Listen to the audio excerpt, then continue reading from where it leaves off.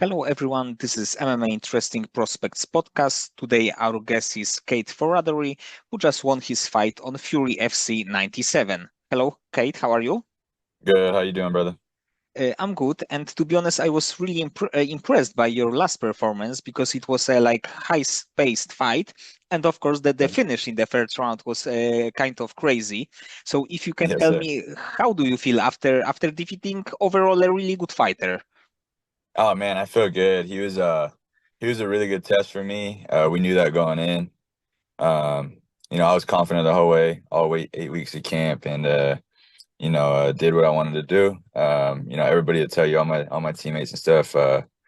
It went exactly how I thought it would go, and I knew he was really good. I knew he was a tough guy. Um, I knew he was going to bring a high pace, and that's cool with me. I like to match the pace. If you watch all my fights, like they're all entertaining. They're all very high paced. And so, I mean, we were ready for it. I was trying to run him into some the whole fight and finally, got him in the third. And overall, the finish was, I think, that quite sweet, and probably it's also a good thing for your like confidence that you can like knock out the good fighter in this fashion. Oh, 100%. I don't think he's been I know he's been finished like before, but I don't think he's been like knocked out or TKO finished by strikes. So to be like the guy to do it, it definitely boosts my confidence a little bit. I know he had a pretty good record going in. He had a lot of fight experience. So I mean, being able to finish a guy like that is always, a big confidence booster for sure. But before that, you I think that won the like against the toughest opponent that you had overall. It was Ezekiel Cates. It was a decision Oh, bro. fight. But it Yeah. was also maybe you didn't finish him, but it was like super impressive too. Thank you. Yeah, yeah, yeah. Props to Zeke, bro. That's actually he's a really cool dude also. And very tough fucking guy. Super tough, super high level, super skilled. He's another guy that, is like another tough opponent. I had two back to back, like really tough guys. So feels good, getting W's on both those guys and being able to like test myself and like have like Eric Garcia, the promoter for Fury, like get me matched up with those guys, because they're both like got like double the fight experience I got, so it feels good, like kind of like I guess I'm taking a jump, it feels like. And like, I mean, I was 3 fights in before I fought Zeke. He was like 7 fights in. And I feel like I don't know, to me it just means like, maybe they see something in me and they're trying to test me. So I'm always open for a test. I'm always down to, test my skills, see where I'm at. And always feels good when I come out on top for sure. So the question is right now, what should be next for you? Do you plan to become a featherweight champion in Fury? Yeah, yeah, yeah. That's the goal. Like when we got into this, I wanted to take my time. I'm still on the younger side with all this. I feel like time is on my side.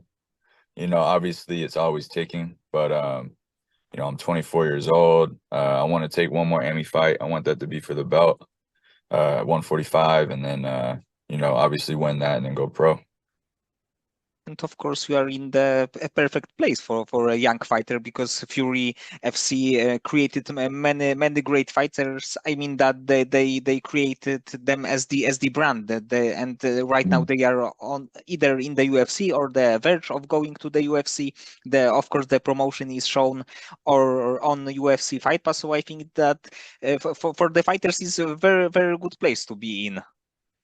Yeah, I agree 100%. You got like maybe like three really big promotions. Like, excuse me if I'm missing more, but you got like Fury, LFA, and Cage Warriors, right? Those are like I would say like the top three like regional promotions that's going on right now. And I think arguably it may have even came out, but I think Fury has put more guys in the UFC as of recently than those other two.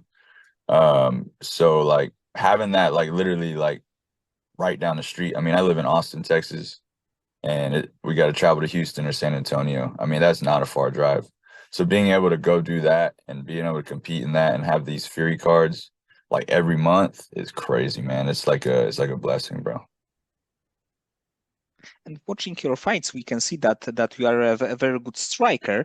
But was it do you have any like striking background before going to the MMA? Bro, no, matter of fact, I mean, I started off with striking, but I wouldn't say I had a real background. I started off with Muay Thai. I had like maybe 3 months of Muay Thai before I started like really like getting into MMA. I barely started training like 5 years ago. I didn't even step in the gym. I played sports my whole life, so that helped me out a lot, being able to like learn how to move my body and come in like a pretty decent athlete. But as far as like a background goes, I mean, I went in this sport knowing nothing. And what kind of sports did you train before? I did football and basketball were like the main two. Yeah. And if you can tell me the gym that right now you are training in, who is your like main sparring partners, training Mm. partners, and also the coaches? Yeah. So I'm at 10 Planet Austin. Um, obviously everybody knows 10P is more of like a jiu-jitsu school. Our school here though, we got it all, man. I think we're probably one of the only 10 Planets with a real like MMA squad. I think there's very few. But we got a good little core group, man. We don't have a big room, but it's definitely like quality over quantity here. My head coach, Andrew Craig, UFC vet, super knowledgeable. He's been with me since the beginning. I got Kyle Howard, another great coach. He's been with us for about 2, maybe 3 years now. Super knowledgeable. He's the guy that actually holds a lot of the pads for a lot of our fighters. So if you see a lot of Chris striking coming from our gym, that's a lot of his work. We got another guy that came from AKA. His name's Shane Keefe. Super all around. He also fights for Fury. He's got a really good record right now. I believe he's 4-1, and I think he's knocking on the door to being like in the contender series with maybe a couple more wins. And then we got another guy named Dallas Dodd, who is also a teammate of mine, fights for Fury, but he's also on the coaching side of things. Super knowledgeable. I mean, bro, I could keep going down the list with like coaches. A few teammates of mine. I mentioned a few of them. They kind of do coach and teammate stuff, but a few teammates of mine that are like main like training partners. We got a guy named CJ Dismore. He's a 155er, super high level grappler, wrestled his whole life, and has picked up striking really well within the last like 2 to 3 years. He also fights for Fury. Got a really bad motherfucker named Sean Magnus, who also fights for Fury at 170, and he's undefeated amateur. But I think it's gonna be tough. He said he wants to take a few more Emmy fights, but I think it's gonna be tough for him to actually get people to want to fight him for free. They're gonna have to start paying those guys. And I tell him that all the time. He's one of the toughest rounds in the room. Um, and the list goes on, bro. We got a guy named Luis Felipe. He hasn't fought for Fury yet. He just made his pro debut. He looked good. He looked really good. He fought for XKO, and he said he wants to start fighting for Fury here soon. So, I mean, those are just a few right there. We got. I think you've talked to my teammate Elias Goalie before. Yes, He's that's right. another great guy. He's going pro soon. I mean, like we got maybe like that's just a few. We got maybe like I don't know 10 more guys, right? It's a small room, but we're all active. We're all you know really good records, really talented guys. We win fights and we got a good thing going on over here. And I think that it's kind of crazy that even that this is a smaller gym, you have a lot of great prospects on the Mhm. like really big stage in Fury FC. For sure. So I think that it's more like often that there is a smaller gym and there is one or two fighters on the similar level, and here you have like 10 or even more guys with the same Sure. dreams, with the same goal. Yes, sir. Yeah, for sure. It's kind of weird how it all worked out. Um, I mean, like I got a few of them that maybe were like started with me about like 5 years ago, but for the main thing, man, it was just like a few of them. Like we got a guy that Sean Magnus, he's from Alaska, and he came all the way down here. We got two guys from Alaska actually that came down here, so it's like kind of random how like everybody kind of just it all worked itself out. I'm a big believer in everything happens for a reason, and I really think like the way the core group kind of just like all came together. Like that Elias, he's from Hawaii. Like I would never know Elias if it wasn't for the gym, right? I would never know Sean, never know them. So it's like just weird how everybody migrated to Austin. But with that being said, too, Like Austin's a really, everybody wants to get to Austin. It's a up and coming city. You watch a lot of stuff on that. Everybody wants to live here. Not even just fighters, just people in general. So having the option of like, okay, we want to move to Austin. And another thing is like jujitsu is huge here. I think it's the jujitsu capital of the world. So people know like, okay, we got jujitsu out there now. Then we got guys that are like, well, man, I need an MMA gym. And then they start looking around and they see like, oh, we got a few guys already over at 10 Planet fighting for Fury. They look good. Then they come check us out and they're like, oh, there's about like 10 to 12 guys. And then all of a sudden, they're on the team now. They're winning fights, this and that, right? So everybody wants to move to Austin. Then they come check us out and they're like, man, this is a good thing going on here. I don't think it'll be long before like we got a bigger room and it's like we may have to, you know, get a more space. But right now, like for what we got and like the size of the room we got, it's like it's perfect, bro. And I think that it's also kind of crazy that Austin is this kind of place because I think that Joe Rogan help Mm. a lot Yeah. the city, and of course like in Austin there is a Danaher team, Yes, there sir. Yeah. is a B team, the Big team. Yeah. Craig Jones team. So I Mhm. think that it would be interesting to see what's gonna happen in Austin in like next 5 years, let's say. For sure. Yeah, for sure. Yeah, there's a lot of stuff going on here, man. A lot of good stuff.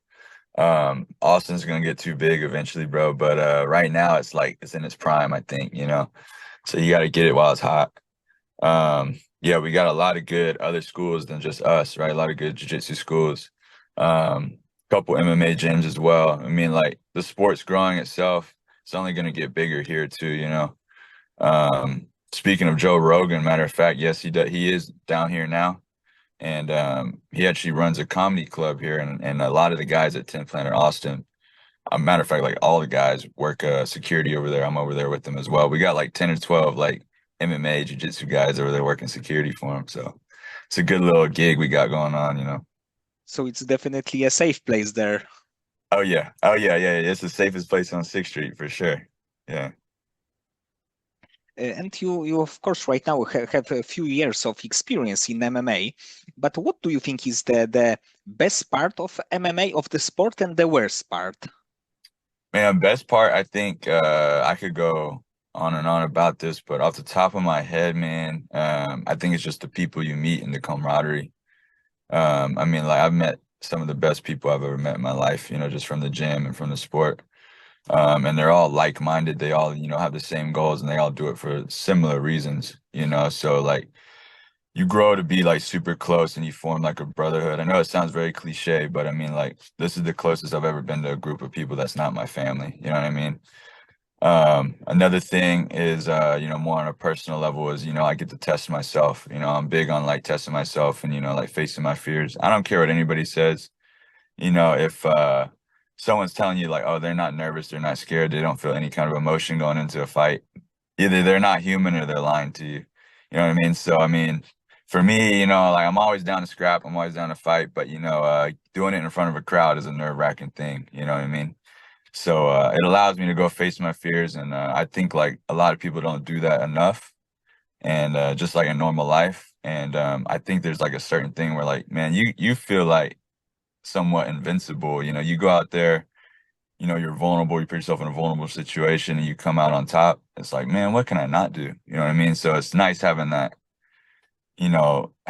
view on things after a fight, man. Your head is so clear and you just feel like you can do whatever you need to do, whatever you want to do. The worst thing, man, is I haven't really thought about it though, bro. You know what I mean? Like the worst thing is probably, I mean, obviously like taking damage. I mean, other than that, I mean, like obviously that sucks, right? I mean, but it's part of the sport, injuries happen, stuff like that. Um, and having to sit out is probably the worst thing, taking too much damage, having to sit out, watching the sidelines. Other than that, man, my journey's been very, very positive for sure. Sometimes the fighters like mention the weight cut, that this is the Oh, part that yeah. they don't like. The weight cut, yes, the weight cut is terrible. I do question myself fight week, every time I'm like, man, what the fuck am I doing this for? And then, you get out there, you go fight, and you're like, okay, that's why I did it. But Yes, the weight cut. Yeah. See, I try not to think about that. You just reminded me. But the weight cut is terrible, bro. The weight cut is terrible. And how much of the weight do you cut? I walk around about 170, so I'm cutting like 25 pounds to get to 45. Yeah. And do you think that maybe in few years you will fight in lightweight division? I think as I grow into my body a little more, I mean, I feel like people don't really fill out, like men don't really fill out until about like 25, 26. So I think I'll eventually grow into 55. Right now, I'm taking advantage of being young and be able to cut that weight and do all that. But yeah, I mean, I've gotten bigger, like even within the last year, even within the last 2 years, man. Like when I made my debut, I've always fought at 45. I made my debut though, I was about 155 pounds, walk around. And then every single fight, I gained like 5 pounds just naturally, not even trying to. And now here I am, 170 pounds, cutting 25 pounds and cutting 10 pounds, cutting 15 pounds, 20 pounds, 25. I've done it all. It all sucks. You know what I mean? It all sucks cutting the weight. So it's not like too big of a cut for me, like naturally like dieting those first 2 to 3 days, like it naturally like 10 to 12 pounds honestly fall off of me. And the rest of it is like we gotta like get a pound or two a day, and then we cut the water at the end. But I mean like cutting weight in general, no matter how much you're cutting, man, it's terrible. It's shitty.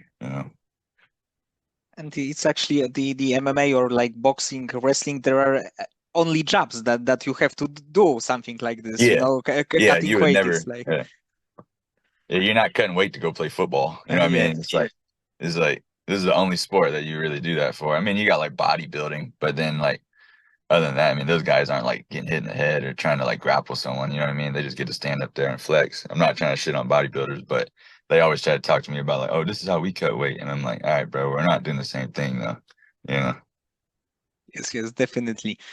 And who is your like favorite fighter to watch right now? Right now, man, first one that comes to mind is probably like either Kamzat or Ilya Taporia. Two totally different styles. I like Kamzat because he's a crazy dude, and I like his heavy grappling style. I know in all my fights I showed a lot of striking, but bro, actually I fell in love with like grappling and wrestling and all that, within the last few years. So I can't wait to actually be able to display that in the cage. Ilya, bro, I just love his boxing. I love his boxing and his low kicks. I mean, that's really all he throws. He's got really good grappling as well.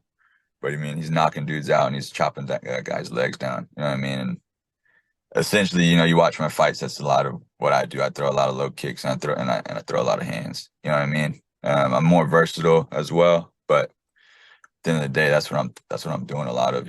So those are the top two for me right now. There I could go. There's a big list of guys I try to like model my game after. I'm trying to take a little bit from everybody, but right now, that's probably top two. And do you think that Kamzat will win with Robert Whittaker? I think he's gonna win pretty convincingly. Matter of fact, I think first, second round submission. I think his grappling and his pace is just gonna be too much. I know everybody says Kamzat's cardio is not the best, but I saw him have a war with Gilbert Burns, and I mean, we know who Gilbert Burns is. That's a dog. So, I mean, I don't think he's gonna have any problem with cardio going 3 rounds with Whitaker. Yes, but definitely it will be an interesting one, and of course the Robert has the crazy kind of experience. So I think Yeah, that it will be a very interesting like collision of styles. for sure. Yeah, don't get it twisted. It's a definitely it's an interesting matchup for sure. Whitaker could definitely put Kamzat's lights out at any point in the fight. That's what's so dangerous about these guys at that level, man. But I just think Kamzat's just gonna be too much, man. I don't know if Whitaker's got the level of like grappling and like takedown defense, or even just the cardio to keep him off of him for that long, bro. Like or we seen Kamzat take guys down like immediately. Like he took Kamar Usman down uh, right away. And that was like a thing that like shocked a lot of people. I mean, Kamar's, I don't think never been taken down until then. We saw him submit Kevin Holland like really quick, who is also like a pretty decorated black belt. So like people don't even realize how good of a grappler Kevin Holland really is. And he was hitting them bro, he was Granby rolling on him like 3 or 4 times, and Kamzat just stayed on him. So I mean, bro, the level of grappling from that guy is insane. Like He's the kind of dude where it's not like crazy flashy, bro. He just gets a hold of you and it like he ain't gonna let go, you know? And if you can book any fights, any fight between a UFC fighter, so you are a matchmaker and you can put one fight, what Oh kind man. of bout would you like to see? Man, let's see, bro. Uh-huh. The easy answer is John Jones and Tom Aspinall, right? That's the easy answer. But I want to pick someone a little closer to like my weight class. I'd probably like to see, let's see, bro. Damn. I'd like to see Charles Oliveira. All right. I love his fights. So I'd like to see him. And I'd probably like to see him get a rematch with Max Holloway. That's what I want to see. But it'd have to be at 55, just because I don't know if Oliveira could get down to 45 anymore. But that's what I'd like to see because they fought early in the career, and I think it was like an injury loss or something like that. So I'm a big fan of both those guys, and I would like to see that fight for sure. Yes, it was something even less than 2 minutes, and like you said, it was Yeah, injury, so it's like the fight didn't happen actually. yeah, and everybody knows Oliveira has changed his game big time, and like leveled up since then. So he's a way better fighter. I'd like to see that happen. And if you can book a fight between non-MMA fighters, so it can be politicians, actors, people from Hmm. other sports, so what would you like to see? Let's go Trump versus Biden. Throw the gloves on. Why not, right? That'd be fun to see. Yes, yes, Do that. Yeah. I think that it would be a good. It was like my first, also my first idea between Yeah. non-fighters. Yeah, let's see it, right? I mean, they got all this so-called bad blood. Let's see what happens, right? And outside of MMA, what do you like to do when you have a little bit more free time? Bro, I like to shoot a lot of guns, man, and spend time with my family, bro. That's really it. I enjoy good food. I mean, I like to shoot guns, like I said, and then I like to do all that with my family, bro. That's all it is. I don't get a lot of time away, from the gym or from work. Like literally, it's like I'm on a strict schedule. I stay in the gym every day, and I basically work every day, man. That's what I do. But if I do get like an hour or two here, I'm probably at the range, or I'm spending time with the fam, doing whatever they want to do on the weekend, or cooking up a nice meal and getting to eat it. That's really it, bro. And when you shoot, do you think that it helps you to calm your nerves, that you are focused on the one task, and you are focused at this let's say point that you are not stressed? Do you think that it can help you in any way in fighting or another areas of your life? You talking about shooting? Yes. Shooting? Yeah. I don't know. I think it's definitely like on like surface level, it's definitely like a stress reliever for sure. Um, I don't know if it gets so deep into like allowing me to like fight better or anything like that, but it is just something I do enjoy to do, and it is kind of a therapy session, I'd say. Like if I am feeling like a little tight on something, man, I will go to the range, and like it does take your mind off anything. But just like anything else, like training does the same thing for me. It's like if something's on my mind, like just like if I'm stressed about life, first things first, my favorite place to be is the gym. I'd come to the gym before I went to the range. You know what I mean? But if I've had a tough week of training and, I do end up finding a couple hours to, pack up the guns and then go to a range, man, I'll do it. And it does, like it does take my mind just off anything. When I'm in that moment, that's what I'm focused on. And right now about your training, because we are around 3 weeks from your fight, do you Mhm. train like regularly right now? Yeah, yeah. I just got back in the gym like last week. I even honestly tried to take less time off than what I did this week or this fight. I did end up getting like cut, so I had to stay out of the gym for a little bit. I got stitches and all that, so I had to wait till they got out. And then let that thing heal up. But yeah, I've been training pretty regularly. Like ideally, I'll force myself to take like a week off just from like MMA. I'll still stay in shape, go for runs and go get a lift in or something like that. Um, but other than that, man, like yeah, I'm back in the gym pretty much the next week. And the main reason I take that week off is just, to rest my mind more than anything, like I haven't took much damage in any fight, so I've never really like needed it for like my body. But I do think, going through an 8 week camp, you're so strict on your diet, on your training routine. Then like right now we're not getting paid that much money, so a lot of us, we got to work full-time jobs. So it is a lot going on in 8 weeks, all condensed down into that. And allowing yourself to take a week off, from a fight just to like rest your mind and like live life, do things you want to do. Like I said, go to the range, spend time with family, enjoy food because you just cut weight. I will splurge a little bit those first few days, but that doesn't last very long. I get back on a healthy diet pretty quick.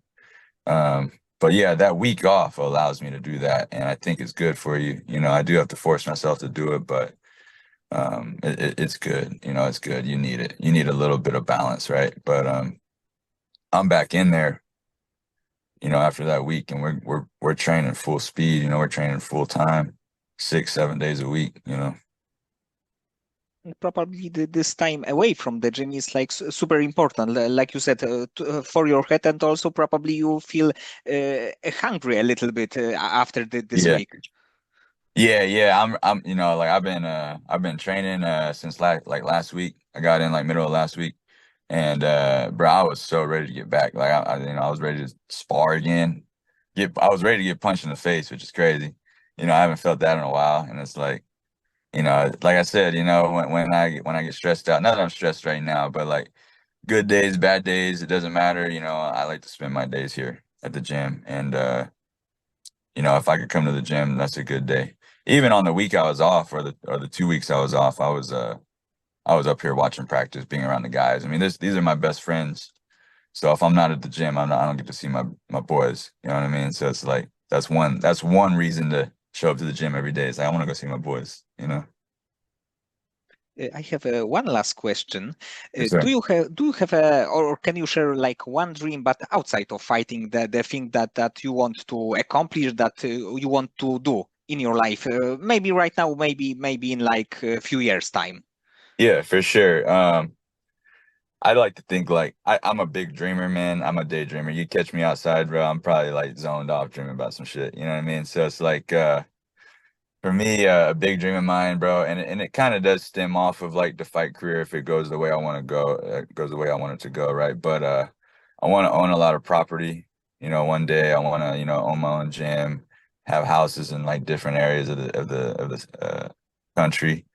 I want to be able to buy my parents, a house, retire them. Um, it's not even so much about like where my career goes. I just want to make sure like I'm able to do that one day. You know what I mean? Like that's the reason I got into this, was it was fun at first, right? But it became more than just that, and it's a big dream of mine. And outside of the career, I want to be able to do all that, for my family and do that for myself and let my hard work pay off there. And That's really it, man. I just want to be successful. That's the main thing. That's my dream. I want to be successful, and everybody has different definitions of that, but that's where I want to see myself, eventually. And I think that is like sport wise, you are in the very good path to accomplish a lot of great things, and it for sure will help you in other things in your life. For sure. Yes, sir, for sure. I appreciate that. Okay, Kate. So many thanks for the conversation. I think Yes, sir. that you are one of the fighters on the amateur scene to watch, and I think that your pro career will be as successful as right now you are as the amateur. Yes, sir. I appreciate you, brother. I appreciate you so much.